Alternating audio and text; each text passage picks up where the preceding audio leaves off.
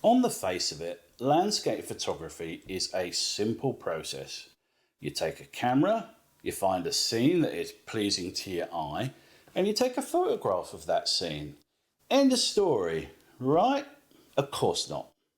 The simplicity of the headline process, namely taking a photograph, hides the complexity of decisions that go into taking that shot. The seemingly simple process, find scene, frame scene, press shutter button, creates an illusion of potential success that is tantalizingly close. And you may be asking yourself, if it's all so fucking simple, why are my photos so mediocre?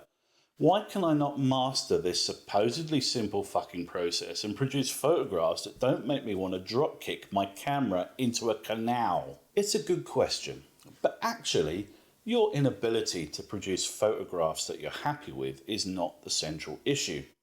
The central issue is the gap between expectation and reality, or to put it another way, you need to give yourself permission to be shit.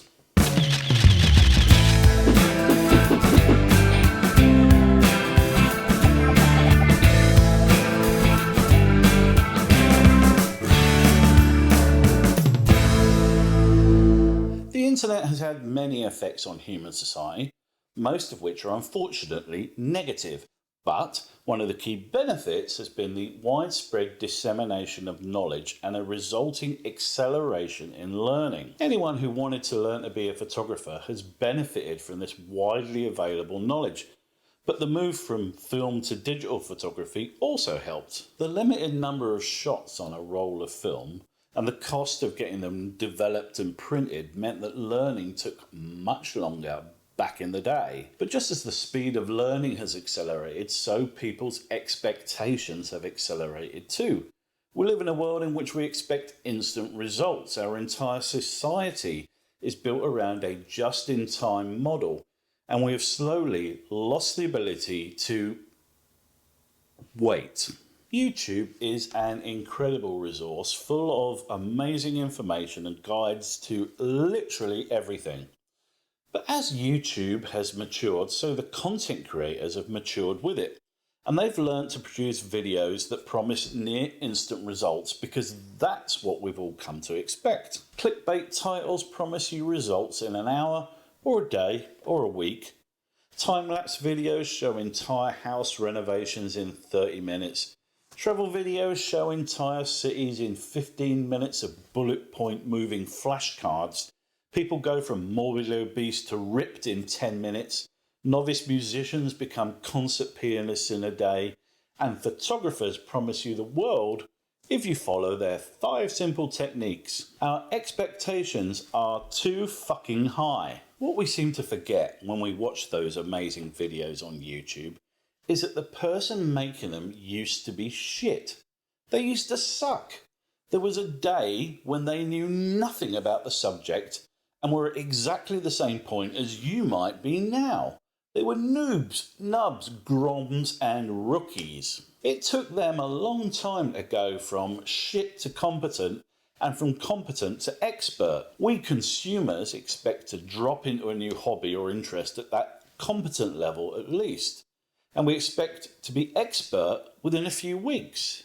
And photography is no different in that regard. There is hard work between shit and competent and some real graft between competent and expert. It's called a learning curve because the further you get into something, the more accomplished you become, the longer it takes the transition to the next stage. That line on the graph with skills on the x-axis and time on the y-axis is not straight. There's another problem too.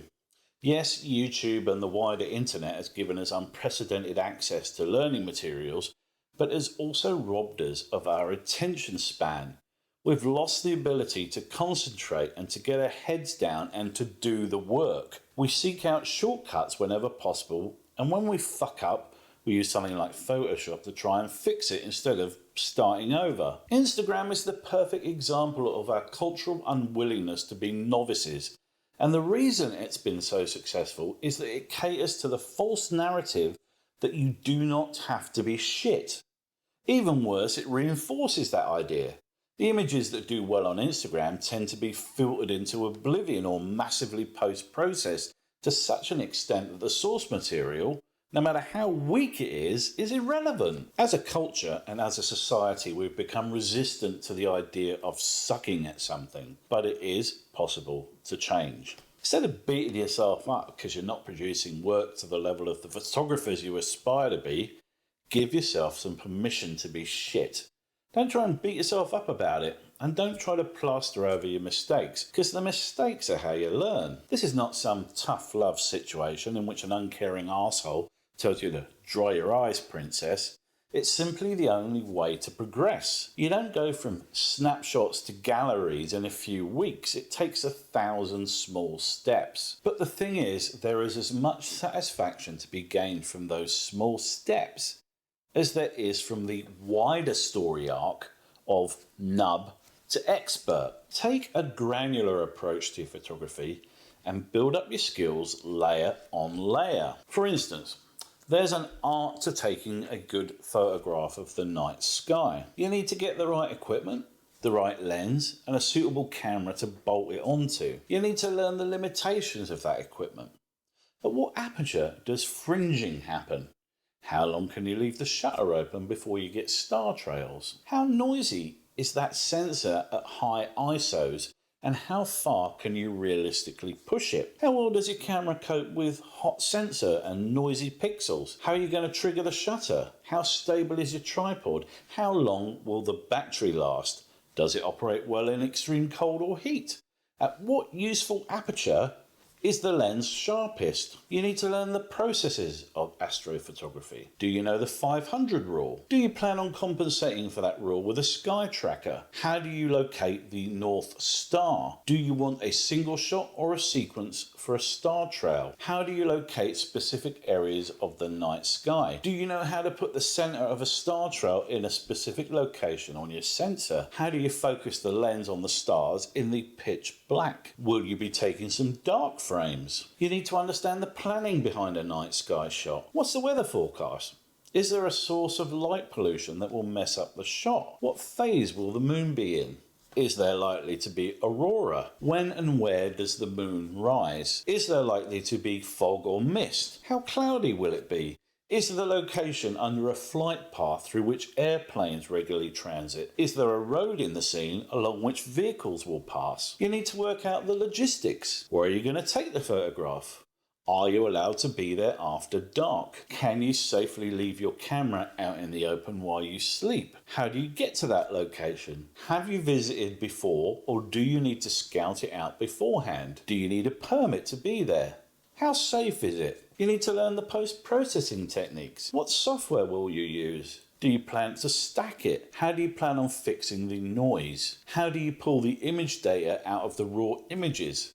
How do you sharpen it without ruining the shot? How do you choose the right white balance? And those are just a few of the things you need to consider to take a photograph of the night sky. And making the wrong call about any of those decisions or settings could potentially ruin your photo. And if it seemed like a long list, then that's because it is, but these are the things that accomplished astrophotographers consider every single time they take a shot. But the thing is, we're not looking for perfection straight out of the gate. You learn the answers to all of those questions over time by getting out there and doing it. As you refine your technique, as you learn to work better with your equipment, as you come to understand where best to take those photographs, so the quality of your images will improve.